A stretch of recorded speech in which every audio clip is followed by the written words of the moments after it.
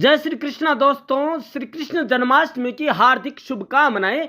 दोस्तों, आज हम बात करने वाले हैं श्री कृष्ण जन्माष्टमी से संबंधित रोचक किस्सों के बारे में, उनकी पूजा विधि के बारे में, श्री भगवान कृष्ण के भोग के बारे में और मनाए जाने के कारण और पूरे विश्व भर में किस रूप से मनाया जाता है वो भी आप जानेंगे।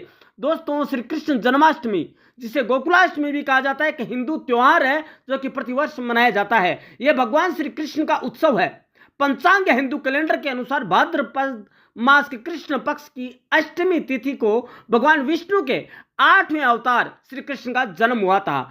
इस शुभ अवसर पर जगत के पालनहार भगवान श्री कृष्ण का जन्मोत्सव मनाया जाता है। दोस्तों, श्री कृष्ण, जी हाँ दोस्तों, वही श्री कृष्ण जिन्होंने गीता का ज्ञान दिया और मैनेजमेंट के गुरु कहलाए और उसके साथ ही उन्होंने दोस्ती मित्रता का नया अध्याय शुरू किया। दोस्तों, यह आमतौर पर अगस्त या सितंबर में मनाया जाता है। दोस्तों, भगवत पुराण के अनुसार भगत गण उपवास रखते हैं, निशिता काल के दौरान विशेष पूजा करते हैं। मध्य रात्रि का वह समय जिसे भगवान श्री कृष्ण का सटीक जन्म समय माना जाता है।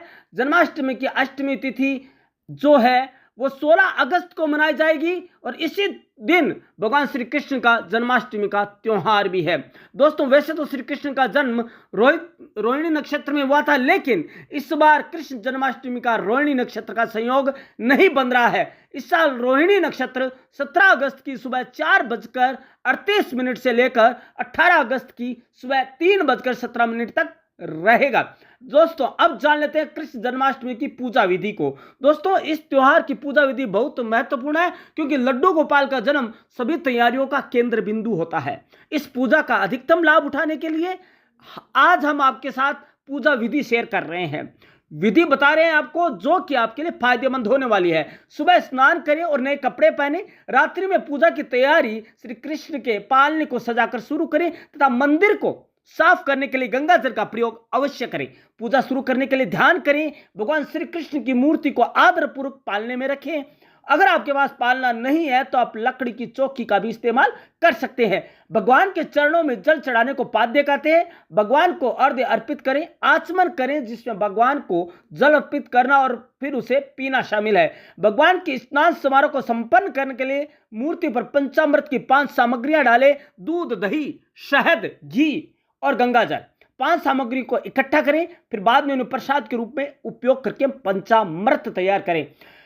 मूर्ति को नए वस्त्र और अन्य सामग्री से सजाएं जिसे देवता का श्रृंगार कहा जाता है। भगवान को पवित्र जनेऊ अर्पित करें। फिर भगवान पर चंदन का लेप लगाएं। मूर्ति को मुकुट, आभूषण और मोर पंख और बांसुरी तो चढ़ाना या उन्हें सजाना ना भूलें। भगवान को फूल और तुलसी के पत्ते अर्पित करें। धूप, बत्ती और तेल का दीपक जरूर जलाएं। भगवान को माखन और मिश्री का भोग लगाएं। भगवान को नारियल, सुपारी, हल्दी, पान और कुमकुम से बना तांबूल जरूर भेंट करें। भगवान के सम्मान में कुंज बिहारी की आरती गाएं और फिर परिक्रमा करें। अपने हाथ जोड़ें और प्रभु से प्रार्थना करें कि वह आपको और आपके परिवार को सभी प्रकार की विपत्तियों, आपत्तियों से सुरक्षित रखे और आपके जीवन में मित्रता का संचार हो। दोस्तों, अब है कि श्री कृष्ण जन्माष्टमी का महत्व क्या है। दोस्तों, हिंदी ग्रंथों के अनुसार श्री कृष्ण का जन्म मथुरा नगरी में भाद्रपद कृष्ण पक्ष की अष्टमी तिथि को देवकी और वासुदेव के यहाँ हुआ था। मथुरा का राक्षस राज कंस देवकी का भाई था। एक भविष्यवाणी हुई जिनमें कहा गया कि कंस अपने पापों के कारण देवकी के 8वें पुत्र द्वारा मारा जाएगा। इसलिए कंस ने अपनी बहन उसके पति को कारागार में डाल दिया। भविष्यवाणी को साकार न होने देने के लिए उसने देवकी के बच्चे को जन्म के तुरंत बाद ही मार डालने का प्रयास किया। जब देवकी ने अपने 8वें बच्चे को जन्म दिया तो जादू से पूरा महल गहरी नींद में सो गया। वसुदेव ने उस शिशु को रात के समय वृंदावन में यशोदा और नंद के घर ले जाकर कंस के प्रकोप से बचाया। यह शिशु भगवान विष्णु के रूप में अवतरित हुआ जिसने बाद में श्री कृष्ण का नाम धारण किया और कंस का वध करके उसके आतंक का अंत किया। अब है कृष्ण जन्माष्टमी के दौरान किए जाने वाले अनुष्ठान। कृष्ण जन्माष्टमी पर किए जाने वाले अनुष्ठानों का इस बात से गहरा संबंध है कि हर उम्र के लोग इस त्योहार को क्यों पसंद करते हैं। इस दिन से जुड़े कुछ महत्वपूर्ण रीति रिवाज आपके साथ शेयर कर रहे हैं। कृष्ण जन्माष्टमी के अवसर पर भक्त पूरे दिन उपवास रखते हैं। पूरा दिन भगवान को याद करने में व्यतीत होता है और उपवास आधी रात को समाप्त होता है जिसे भगवान श्री कृष्ण के जन्म का समय माना जाता है। पूरे दिन भगवत भगवान का नाम जपते रहते हैं और वातावरण को अपनी भक्ति और समर्पण से भर देते हैं। कृष्ण मंदिरों में विशेष रूप से बहुत सारे भक्ति गीत गाए जाते हैं। कृष्ण की जीवन गाथा और उनकी विभिन्न लीलाओं का विस्तृत वर्णन करने वाले नाटक भी प्रस्तुत किए जाते हैं। श्री कृष्ण और उनकी गोपियों के वेश में सजे धजे बच्चे रासलीला करते मनमोहक लगते हैं। चूंकि माखन भगवान श्री कृष्ण को बहुत प्रिय है, इसलिए यह एक आवश्यक व्यंजन है। उन्हें नन्हे गोपाल को प्रसन्न करने के लिए भक्तगण है वो दूध, मेवे, चीनी और खोए से बनी मिठाइयां चढ़ाते हैं। भगवान की शिक्षाओं और जीवन के अर्थ को याद रखने में हमारी मदद करने के लिए भगवत गीता के अंशों को भी जोर शोर से सुनाया जाता है। दोस्तों, अब जानते हैं दुनिया भर में कृष्ण जन्माष्टमी कैसे मनाई जाती है। दोस्तों, कृष्ण जन्माष्टमी पूरी दुनिया में बड़े धूमधाम और उत्सव के साथ मनाई जाती है। भारत के विभिन्न राज्यों के साथ साथ दुनिया भर के देश भी इस त्योहार को अलग अलग तरीकों से मनाए जाते हैं। वो भला कैसे, तो जान लेते हैं। सबसे पहले उत्तर भारत, यह सबसे बड़ा त्योहार उत्तर भारत का है। दोस्तों, उत्तर भारत का सबसे बड़ा त्योहार जन्माष्टमी है। इस दिन लोग रासलीला की परंपरा का पालन करते हैं। कृष्ण जन्माष्टमी पर जम्मू में तो पतंगबाजी का भी चलन है। पूर्वोत्तर और पूर्वी भारत जन्माष्टमी पर मणिपुर के निवासी प्रेम से प्रेरित राधा कृष्ण रासलीला नृत्य करते हैं। माता पिता अपने बच्चों को गोपियों और श्री कृष्ण की कहानियों वाले कृष्ण का रूप देकर भगवत गीता और भागवत पुराण के 10वें अध्याय का पाठ भी करते हैं। पश्चिम बंगाल और उड़ीसा, जी हाँ दोस्तों, इस उत्सव का एक अन्य नाम श्री कृष्ण ओडिशा भी है। जन्माष्टमी के दिन लोग आधी रात तक उपवास और पूजा करते हैं। लोग भागवत पुराण के 10वें पुराण का पाठ करते हैं जो कृष्ण के जीवन को समर्पित है। अगले दिन नंद उत्सव मनाया जाता है जो कृष्ण के बालक माता पिता नंद और यशोदा के सम्मान में मनाया जाता है। राजस्थान और गुजरात में कृष्ण जन्माष्टमी के उपलक्ष्य में दही हांडी की तरह ही माखन हांडी भी मनाई जाती है। कुछ लोग नृत्य करते हैं, भजन गाते और भगवान श्री कृष्ण के मंदिरों में पूरे दिन बिताते हैं। महाराष्ट्र, हर साल अगस्त में लोग जन्माष्टमी मनाते हैं जिसे गोकुलाष्टमी भी कहते हैं। कृष्ण जन्माष्टमी के अगले दिन दही हांडी माखन हांडी उत्सव मनाया जाता है। इस दिन लोग दही से भरी मिट्टी की हांडी फोड़ते हैं। पौराणिक कथाओं के अनुसार शिशु कृष्ण ने मक्खन और दही चुरा लिया था ताकि लोग अपने दूध से बने उत्पादों को कृष्ण की पहुंच से दूर रखें, कंस की पहुंच से दूर रखें। इन ऊंचे लटके हुए बर्तनों को गिराने के लिए कृष्ण तरह तरह के रचनात्मक उपाय सोचते थे, जैसे अपने दोस्तों के साथ मानव पिरामिड बनाना। इसी तरह दही हांडी का विचार जन्मा जिसमें गिरी हुई सामग्री को प्रसाद कहा जाता है। दक्षिण भारत, दोस्तों, दक्षिण भारत में गोकुलाष्टमी का उत्सव बहुत धूमधाम से मनाया जाता है। तमिलनाडु में फर्श को कॉलम से सजाया जाता है और कृष्ण भक्ति के गीत गाए जाते हैं। घर में कृष्ण के प्रवेश को दर्शाने के लिए प्रवेश द्वार से पूजा कक्ष तक कृष्ण के पद चिन्हों को दर्शाया जाता है। कृष्ण को मक्खन, पान और फल अर्पित किए जाते हैं। भारत में कृष्ण जन्माष्टमी कैसे मनाई जाती है तो हमने जान लिया, लेकिन दोस्तों, कृष्ण जन्माष्टमी जो है उसमें क्या भोग लगाया जाता है भगवान को, वो जानना अत्यंत आवश्यक है। जन्माष्टमी के दौरान भक्त विभिन्न प्रकार की मिठाइयां और दूध से बने व्यंजन बनाते हैं और भगवान श्री कृष्ण को बहुत प्रिय है, खासकर इसलिए क्योंकि उन्होंने माखन चोर के नाम से जाना जाता है। बाद में इन प्रसाद के रूप में बांट दिया जाता है। दोस्तों, लोकप्रिय खाद्य पदार्थ माखन कृष्ण के बचपन के पसंदीदा प्रतीक है। मिश्री मक्खन के साथ एक सरल और पारंपरिक व्यंजन के रूप में परोसा जाता है। खीर दूध और सूखे मेवों से बनी चावल की खीर परोसी जाती है। पेड़ा और लड्डू खोया या बेसन से बनी पारंपरिक भारतीय मिठाइयां हैं जो भगवान श्री कृष्ण को अर्पित की जाती है। पंचामृत, जी हाँ दोस्तों, दूध, शहद, घी, दही और चीनी का मिश्रित स्वरूप है। फल और मुख्य सूखे मेवे ताजे और मीठे रूप में उपलब्ध करवाए जाते हैं। दोस्तों, लेकिन कई लोग भगवान श्री कृष्ण को सम्मानित करने के लिए, उनके प्रति अपनी आस्था और श्रद्धा दिखाने के लिए 56 विविध खाद्य पदार्थों का भोग भी, जिसे 56 भोग कहते हैं, तैयार करते हैं। दोस्तों, अब जानते हैं कि विदेशों में श्री कृष्ण जन्माष्टमी का उत्सव कैसे मनाया जाता है। दोस्तों, नेपाल की बात करें तो नेपाल में लोग जन्माष्टमी के दिन मध्य रात्रि तक उपवास रखते हैं, धार्मिक गीत गाते हुए भगवत गीता के श्लोकों का जाप करते हैं। फिजी में, जी हाँ दोस्तों, फिजी में भी जन्माष्टमी मनाई जाती है। यहाँ कृष्ण अष्टमी कहा जाता है। इन 8 दिनों के दौरान हिंदू अपने घरों और मंदिरों में अपनी मंडलियों के साथ एकत्र होते हैं। यूएस से, जी हाँ दोस्तों, वहां पे मनाया जाता है। संयुक्त राज्य अमेरिका में जन्माष्टमी का उत्सव सुबह से ही शुरू हो जाता है। हरे कृष्ण मंडली और उनके अनुयायी रंगारंग समारोह है और सांस्कृतिक कार्यक्रम आयोजित करते हैं। बांग्लादेश, जी हाँ दोस्तों, बांग्लादेश में जन्माष्टमी को राष्ट्रीय अवकाश के रूप में मनाया जाता है और इस दिन कई जुलूस निकाले जाते हैं जो कि भगवान श्री कृष्ण की झांकी मानी जा सकती है। दोस्तों, अब हम जान लेते हैं सिंगापुर में। दोस्तों, जी हाँ, कृष्ण जन्माष्टमी के उपलक्ष्य में सिंगापुर में मंदिरों में सांस्कृतिक कार्यक्रम आयोजित किए जाते हैं। कृष्ण जप प्रतियोगिता इस आयोजन को विशेष बनाती है। दोस्तों, अब जानते हैं श्री कृष्ण के बचपन से जुड़े 15 रोचक किससे। जी हाँ दोस्तों, भगवान श्री कृष्ण को हिंदू धर्म में विष्णु का पूर्ण अवतार माना जाता है। वे 16 कलाओं से युक्त 64 विद्याओं में पारंगत थे। और दोस्तों, क्या ही शुभ सौभाग्य है कि इस साल 16 तारीख को ही भगवान श्री कृष्ण की जन्माष्टमी है, मतलब उनका जन्मोत्सव है।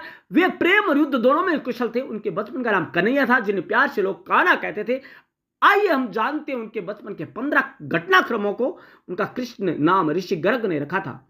श्री कृष्ण का जन्म मथुरा कारावास में रात्रि को हुआ था। कारावास से ने निकाल कर उनके पिता रातों रात उन्हें गोकुल में नंद राय किया छोड़ आए थे। गोकुल और वृंदावन में उन्होंने अपना संपूर्ण बचपन गुजारा। इस दौरान उन्होंने कंस के द्वारा उन्हें मारने के लिए भेजे हुए पूतना, कागासुर, श्रीधर, तांत्रिक, उत्कच, बकासुर, अघासुर, तृणासुर आदि का अपनी माया से वध कर दिया। गोकुल और वृंदावन रहते हुए भी उन्होंने अपने कई लीलाएं रची। माता यशोदा से जब गोपियों ने उनके मिट्टी कहने की शिकायत की तो यशोदा डांटते हुए मुंह खोलने के लिए जब उन्होंने खोला तो यशोदा को मुंह में ब्रह्मांड नजर आया। यह लीला देखकर वह अचंभित और भयभीत हो गई।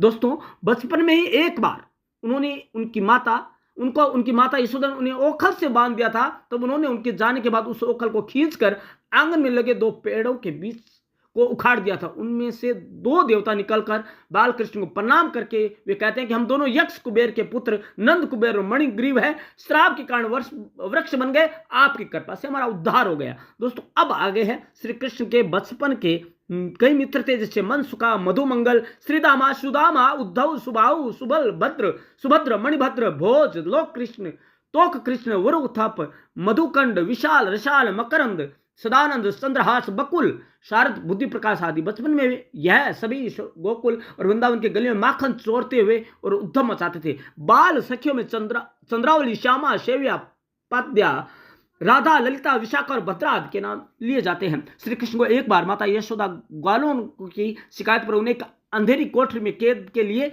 ले जाती है तो वहां श्री कृष्ण की लीला से एक भयंकर नाग निकल आता है। तब यशोदा कहती है, लल्ला बड़ा भयंकर सांप है रे, तू भाग जा यहां से। तब कान्हा कहते हैं कि नहीं मां, मैं सांप के सामने अपनी मैया को छोड़कर कैसे भाग जाऊं। यह सुनकर मैया भावुक हो जाती है। फिर श्री कृष्ण के संकेत से यह सांप वहां से नमस्कार करके पुनः चला जाता है। धनवा नाम का एक बंसी बेचने वाला श्री कृष्ण को बांसुरी देता है तो वे उस पर पहली बार मधुर धुन छोड़ते हैं, जिससे बंसी बेचने वाला मंत्र मुग्ध हो जाता है। उसी समय से श्री कृष्ण बांसुरी बजाने वाले बन जाते हैं। उनकी बांसुरी की धुन पर गोपिकाएं पूरा गोकुल बेशुद्ध हो जाता था।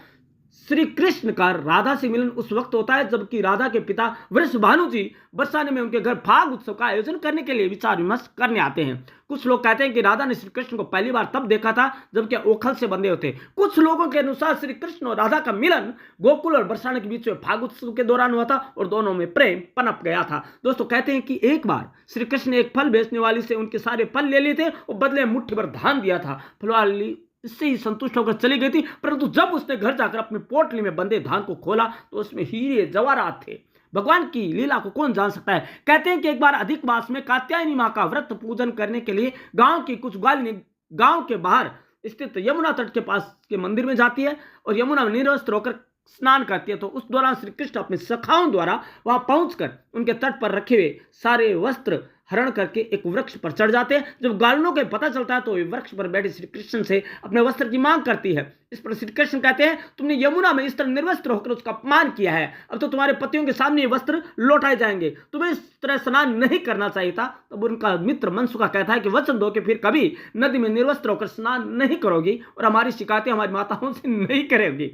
तब सभी वचन देती है। फिर श्री कृष्ण अपनी सखाओं सहित वस्त्र देकर चले जाते हैं। एक बार श्री कृष्ण की लीला से गेंद यमुना के कालिया देह नामक स्थान पर मंदिर अंदर पानी में डूब जाती है। तो वे गेंद लेने के लिए पानी में कूदते हैं तो एक व्यक्ति बताता है कि वहां मत जाओ, वह कालिया नाग रहता है, तुम्हें भस्म कर देगा। परंतु श्री कृष्ण नहीं मानते और नदी में कूद जाते हैं और भीतर कालिया नाग का दमन करके उसे यमुना जी के रास्ते समुद्र के मध्य रमणक द्वीप पर जाने का आदेश देकर अपनी गेंद ले आते हैं। श्री कृष्ण के बचपन ही गोकुल और वृंदावन में इंद्रदेव की पूजा और उसका इंद्रोत्सव यह कहकर बंद करवा दिया गया था कि यह अहंकारी देव और यह कोई न्याय नहीं करता है। इसी दौरान श्री कृष्ण और बलराम दोनों का तुलादान होता है। तब भगवान श्री कृष्ण को तराजू के एक पलड़े में बैठा दिया जाता है, दूसरे में हीरे जवाहरात रख दी जाते हैं। लेकिन श्री कृष्ण के वजन से पलड़ा उनका ही भारी रहता है। तब नंदराय जी मैया यशोदा की ओर देखते हैं, फिर वो कहते हैं थैला और लाओ। राधा और श्री कृष्ण मुस्कुराते रहते हैं। कई थैले रखने के बाद भी जब कुछ नहीं होता तो फिर धीरे से दाऊ राधा के पास जाकर उन्हें प्रणाम करते हैं। राधा समझ जाती है, फिर राधा उन्हें अपने बालों में लगी वेणी के फूल तोड़कर दे देती है। दाऊ वे फूल जैसे ही तराजू के दूसरे पलड़े में रखते हैं, पलड़ा एकदम से झुक कर नीचे जमीन से लग जाता। श्री कृष्ण ऊपर हो जाते हैं।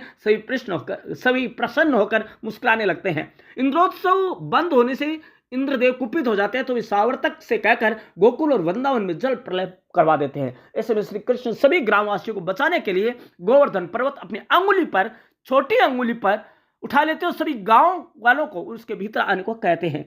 यह देखकर इंद्र और सभी देवता दंग रह जाते हैं। अंत में इंद्र को हार मानकर उनके शरण में आना पड़ता है। तभी से गोवर्धन पूजा का रिवाज भी प्रारंभ हो जाता है। इस तरह श्री कृष्ण अपने बचपन में कई तरह की लीलाएं करते हैं। अंत में मथुरा में जाने से पूर्व श्री कृष्ण राधा और उनकी सखियों संग अंतिम महाराज करते हैं। इस महाराज की चर्चा पुराणों के अलावा भक्ति काल के कई कवियों ने भी की है। मथुरा जाने के बाद वे पहले कुब्जा का उद्धार करते हैं, फिर शिव का धनुष तोड़ते हैं और अंत में कंस का वध कर डालते हैं। बाद में वे संदीपनी ऋषि के आश्रम में पढ़ने के लिए चले जाते हैं। कंस वध के बाद उनकी बाल लीलाएं समाप्त होती है। जय श्री कृष्णा, जय श्री राधे। धन्यवाद दोस्तों।